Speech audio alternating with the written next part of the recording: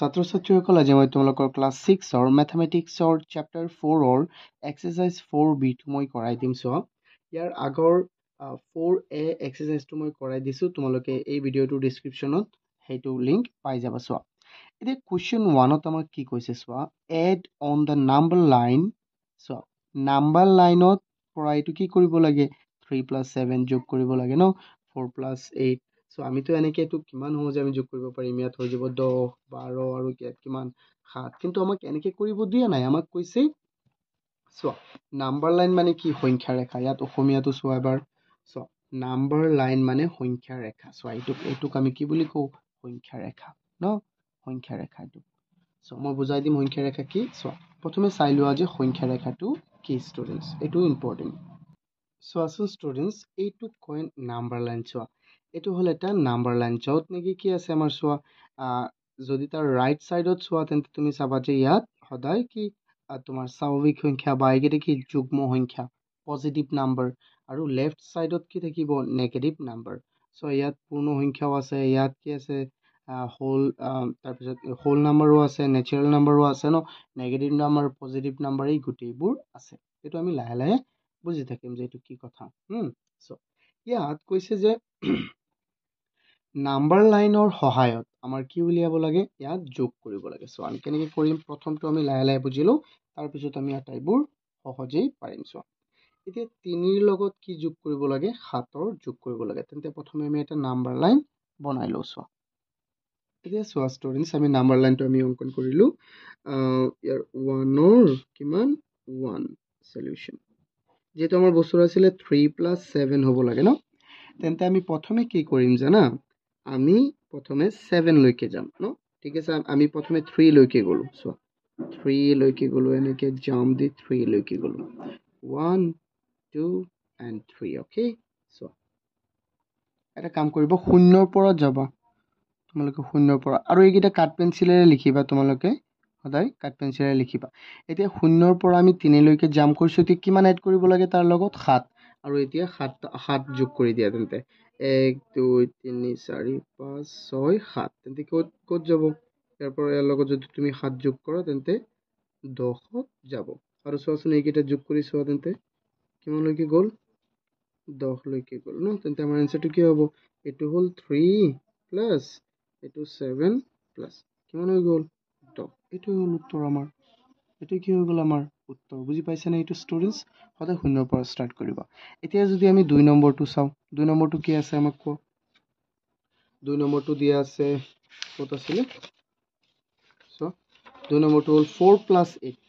ইয়ালৈকে যাব আৰু ইফালে যাব। এইটো মই আকৌ বনাইলো সুন্দৰকে নতুন এটা নাম্বাৰ লাইন। ইয়াত চোৱা ষ্টুডেন্টস, আমি 4 + 8 বনাব লাগে ন, তেন্তে আমি 0ৰ পৰা প্ৰথমে যাম 4ত, তোমালোকে এইকেইটা কাঠ পেঞ্চিলেৰে লিখিবা। তাৰপিছত আমি 4ৰ লগত আৰু 8 যোগ কৰিব লাগে। তেন্তে 4ৰ লগত 8 যোগ কৰিলে কিমান হ'ব, 1 2 3 4 5 6 7 8, তেন্তে 12 লৈকে যাব ন। পিছত আমি আৰু এটা জাম্প দিম 12ত, কিয় দিম আমি জাম্প 12ত। চ' এতিয়া এইটো হৈ গ'ল 4 প্লাছ এইটো 8 প্লাছ ন, তেন্তে কিমান হ'ল, মুঠতে 0ৰ পৰা তুমি এনেকে 12 লৈকে পালা, তেন্তে কিমান পালো আমি 12, প্লাছৰ কিমান পালো আমি 12 পালো। দিয়া চোৱা কিমান সহজ এইকেইটা ন, এইবিলাকতো আমি প্ৰথম শ্ৰেণীত পাই আহিব লাগে ন, আমি 6ত সফলা আমি পাব নালাগিছিল। চোৱা এতিয়া আমি চাওঁ 4 আৰু কি আছে তাৰপিছত 4 + 3, এতিয়া এইটোৰ কাৰণেও এটা নতুনকৈ নাম্বাৰ লাইন আমি আঁকিব লাগিব। এতিয়া চোৱাচোন ষ্টুডেন্টস, ইয়াত আমি কি কৰিম, 4ৰ লগত 3 যোগ কৰিম ন, তেন্তে 0ৰ পৰা প্ৰথমে যাব ক'ত, 4ত যাব, তাৰপিছত 4ৰ ইয়াত আমি আকৌ 3টা ল'ম, 1 2 3, তেন্তে 3 গ'লে ক'ত যাব। এতিয়া চোৱা ষ্টুডেন্টস, আমি কি কৰিলো, 4ৰ লগত এইটো হ'ল আছিল আমাৰ 4 আৰু এইটো হ'ল কি 3, তেন্তে 4 + 3 কিমান হৈ যাব ষ্টুডেন্টস, 4 + 3 হৈ যাব আমাৰ 7। অ'কে, 7 হৈ যাব, তেন্তে আমি কি পালো, 7 পালো। আই হোপ তোমালোকে এইকেইটা বুজি পাইছা ন, যোগ কৰা কেইটা আমাৰ বহুত ইজি হয় হা। চোৱা এতিয়া ষ্টুডেন্টস, এতিয়া চোৱা আমি কুৱেশ্যন 2টো চাওঁ।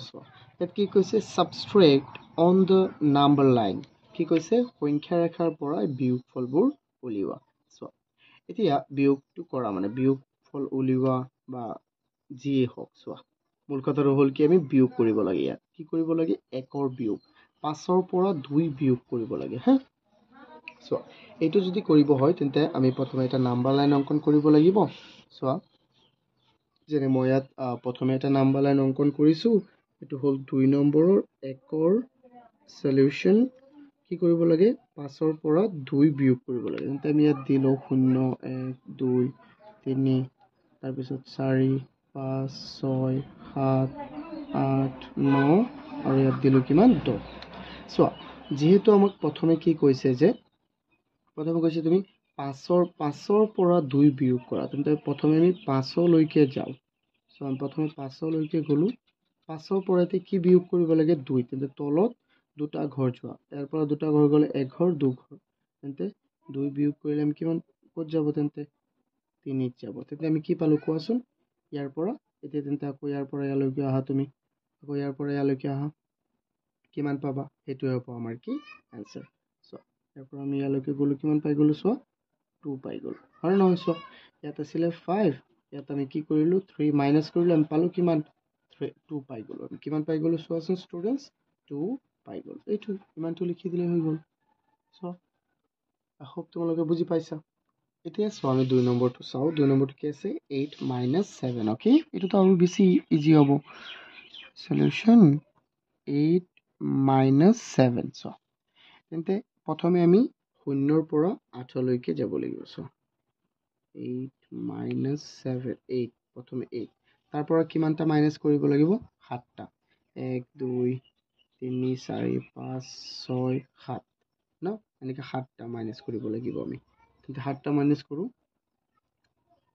1 2 3 4 কিমান যাব 7টা কৰিলে 1 2 3 4 5 6 7 1 লৈকে কিমান 1 নহয় 2 লৈকে যাব তেতিয়া 7টা হ'ব আৰু তেন্তে কিমান বাকি থাকিল কোৱা কিমান বাকি থাকি গ'ল কোৱা ষ্টুডেন্টস 1 বাকি থাকিল ন 1 কিমান বাকি থাকিল 1 বাকি থাকিল তুমি কি ক'ব পাৰিম যে 8 - 7 ইকুৱেল কিমান 1 তুমি ইয়াতো এনেকৈ লিখিব পাৰিবা যে 5 - 3 ইকুৱেল 2 সো তাৰ পিছতো আমি চাও তাৰ পিছত কি দিয়া আছে ষ্টুডেন্টস সো ষ্টুডেন্টস তাৰ পিছত দিয়া আছে 6 - 6 ইটো ইকুৱেল 0 মই লিখি দিছো 0 লিখিব নালাগে এটো আমি নিজে উলিয়াব লাগিব 2 3 4 5 6 7 8 9 আচ্ছা ইমানেই দিলো সো প্ৰথমে আমি 6 পাব লাগিব 6 0ৰ পৰা আমি 6লৈ গলো তাৰ পিছত 6ৰ পৰা 6 বিয়োগ কৰিব লাগে তেন্তে ইয়াৰ পৰা আমি গণনা ষ্টাৰ্ট কৰিম 1 2 3 4 5 6 তেন্তে ইয়াৰ পৰা আমি ক'ত গলো কোৱা 1লৈ গলো তেন্তে কি পালো আমি চোৱা এটো হল আমাৰ 6 ইয়াত -6 তেন্তে আমি কিমান পালো কোৱা কিমান পাম 6 - 6 0 0 পালো না নাই কোৱা হয় না বুজি পাইছা না ষ্টুডেন্টস আই হোপ তোমালোকে এটা বুজি পাইছা এতিয়া চোৱা 3 নম্বৰটো কোৱেশ্চন 3 টো এইটা বুজি পাইছা না নাই কোৱা যদি বুজি পোৱা নাই তেতে মোক কমেন্ট কৰা লাগিলে মই এই তিনিটা কোৱেশ্চনৰ ওপৰত মই ডেডিকেটেড এটা ভিডিও বনাই দিম এক্সট্ৰাকৈ ওকে সো এতিয়া সো আমি 3 নম্বৰটো ষ্টুডেন্টস ইয়াত কি কৈছে find the product using number line ব্যৱহাৰ কৰি তলৰ পূৰণফলবোৰ আমি কি কৰিব লাগে নিৰ্ণয় কৰিব লাগে সো প্ৰথমে আমি নাম্বাৰ লাইন অংকন কৰি লওঁ সো ষ্টুডেন্টস এই 3 নম্বৰটো সো 3 নম্বৰৰ 1ত কি দিয়া আছে আমাক 3 পূৰণ 1 3 পূৰণ 2 ন সলিউশন 3 পূৰণ 2 এতিয়া সো মূল কথাটো হ'ল কি 3 পূৰণ 2 মানে কি 3 কেইটা যোগ কৰা হল 3 দুটা যোগ কৰা হল তেন্তে আমি ইয়াক এনেকৈ লিখিব পাৰিম ন সো কিতাপৰ মতে মই লিখি দি আছো কিতাপত আমাক এইটো ধৰণে দিয়া আছিল সো প্ৰথমে আমি 3ত যাম অৰ্থাৎ আমি ইয়াত 3 কেইটা যোগ কৰিব লাগিব দুটা তেন্তে আৰু 3 এটা যোগ কৰি দিও এটা 3 পালো আৰু এটা 3 যোগ কৰি দিলো আমি সো এটো হল আমাৰ 3 এটো হল 3 তেন্তে মুঠতে আমাৰ কি হৈ গল 3 * 2 ইকুৱেল কিমান 6 হৈ গল বুজি পাইছা না ষ্টুডেন্টস এতিয়া চাও আমি কোৱেশ্চন 2 কি আছিল আমাৰ কোৱেশ্চন 2 কি আছিল 2 * 4 2 into 4 2 into 4 আমাৰ কিমান হ'ব 8 হ'ব ন কিন্তু হেতুটো আমি নাচাও সো 2 into 4 মানে কি 2 কেইটা যোগ কৰা বুজাইছে তেন্তে 2 4টা যোগ কৰা বুজাইছে তেন্তে আমি এটো 4টা যোগ কৰি দিম 4 বাৰ 2 এটা এবাৰ হল যোগ কৰা আৰু এবাৰ হৈ গল আকৌ এবাৰ হৈ গল তাৰ পিছত এটো আকৌ এবাৰ যোগ কৰা হৈ গল এতিয়া তোমালোকে কাট পেন্সিলেৰে বনাবা মই কলমেৰে বনাই আছো কাৰণ মোৰ বেছি সময় ল'ব তেতিয়া এটো হৈ যাব 2 ইয়াতো 2 ইয়াতো 2 ইয়াতো 2 তেন্তে মুঠতে কিমান হৈ গল সোৱা আনসাৰটো কত গৈ বহিছে 8 তেন্তে এটো মানে হল 2 into 4 equal কিমান 8 আৰু তাৰ পিছৰটো কিমান আছে ষ্টুডেন্টস তাৰ পিছৰটো আছে 5 into 1 3 নম্বৰটো 5 into 1 ওকে অর্থাৎ কি 5 into 1 মানে কি 5 একবার হয় না তেন্তে 5 এবারে এটু থৈ দিয়ে আৰু ইফালে যোগ কৰি দিয়ে কি হৈ গল তো মানে 5 ই হ'ব 5 into 1 equal কিমান হৈ গল আমাৰ 5 I hope তোমালোকে কিটা বুজি পাইছা যদি বুজি পাইছা তেতিয়াতো বহুত ভাল আৰু নবুজিলে মোক কমেন্ট কৰিবা মই এই তিনিটা প্ৰশ্নৰ কাৰণে এটা ডেডিকেটেড ভিডিও বনাই দিম হা আৰু যদি ভিডিওটো এতিয়ালৈকে লাইক কৰা নাই তেন্তে প্লিজ লাইক কৰি দিয়া বহুত কষ্ট হয় এইবিলাক ভিডিও বনাওতে ফেনো চলাব নোৱাৰি মই পুৰা গৰমত ভিডিও বনাই আছো সো ষ্টুডেন্টস এই কষ্ট অকল তোমালোকৰ কাৰণে তো সেইকাৰণে এটা প্লিজ লাইক কৰি দিয়া তেতিয়াই মোৰ বহুত ভাল লাগি যাব সো ষ্টুডেন্টস এই কোৱেশ্চন 4 ত আমাক কি দিছে put right on the correct answer and wrong on the incorrect one draw a number line for whole numbers on that number line for any two whole number কৈছে আমাক এটা number line অঙ্কন কৰিব লাগে আৰু সেই নাম্বাৰ লাইনত so আৰু সেই number line so whole number কোন যেনে আমি আগতে অঙ্কন কৰিছিলো মই নিজে এটা অঙ্কন কৰি দিও প্ৰথমে সোৱাচোন মই এই নাম্বাৰ লাইনটো অঙ্কন কৰিছো যেটো নেকি হোল নাম্বাৰৰ ন তাৰ পিছত কি কৈছে sum is possible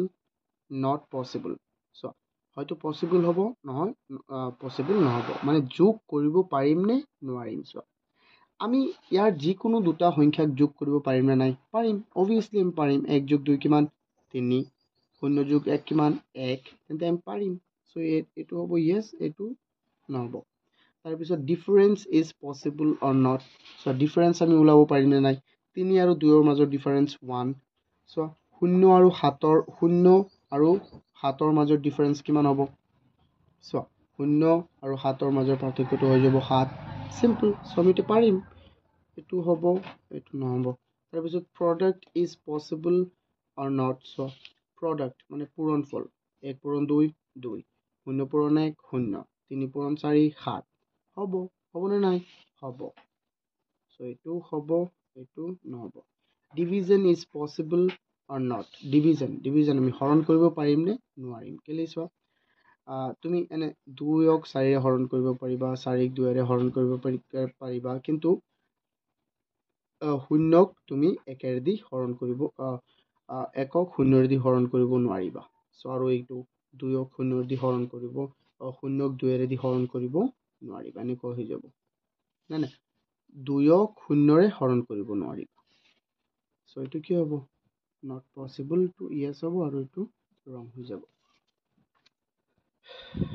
তোমালোকে মানে বহিত লিখিলে এটো নিলিখিবা কিন্তু ইয়াত এটো is possible নহয় is এটো not possible লিখিবা possible নিলিখিবা not possible লিখিবা তাৰ পিছত কৈছে 5 নম্বৰ কোৱেশ্চনটো চোৱা how many whole numbers are less than 100 how many whole numbers চোৱা কি কৈছে less than 100 100 তকৈ সৰু কিমানটা পূৰ্ণ সংখ্যা আছে কোনোবাই ক'ব যে 99 কোনোবাই কি ক'ব 99 কিন্তু 99 তো নহয় কাৰণ শূন্য এটা আছে না নাই আগতে আছে সো এটো কি হ'ব 100 আমাৰ আনসাৰটো কি হৈ যাব 100 হৈ যাব সো আমি ইয়াত লিখিম 5 নম্বৰৰ সলিউশনটো কি হৈ যাব আমাৰ 100 100 numbers তাৰপিছত চোৱা 6 নম্বৰটো কি আছে আমাৰ which 3-digit whole number has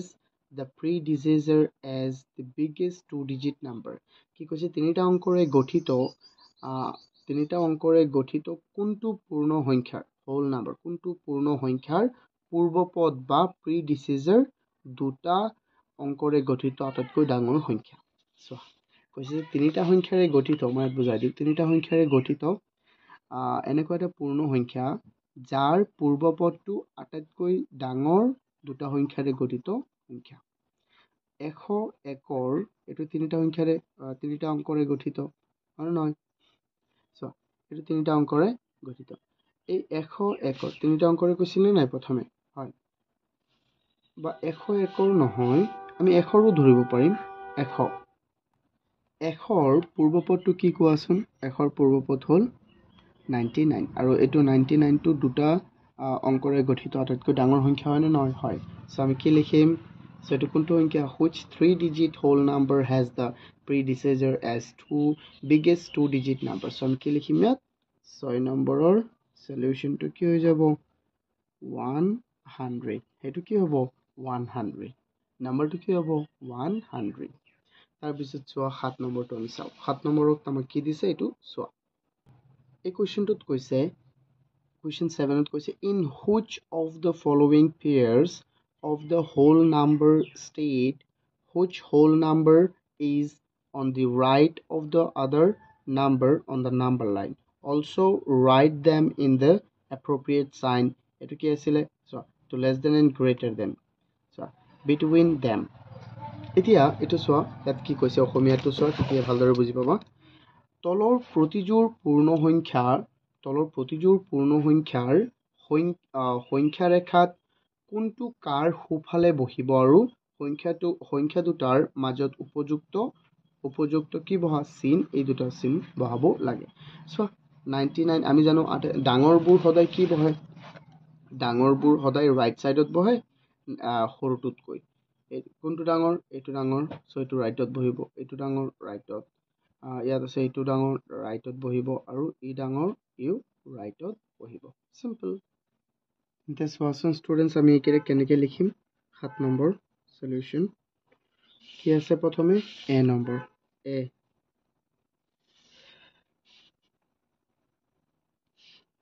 100 greater than 99 so 100 is on the right of 99 simple b number 2 কি আছে সো b number 2 হল আমাৰ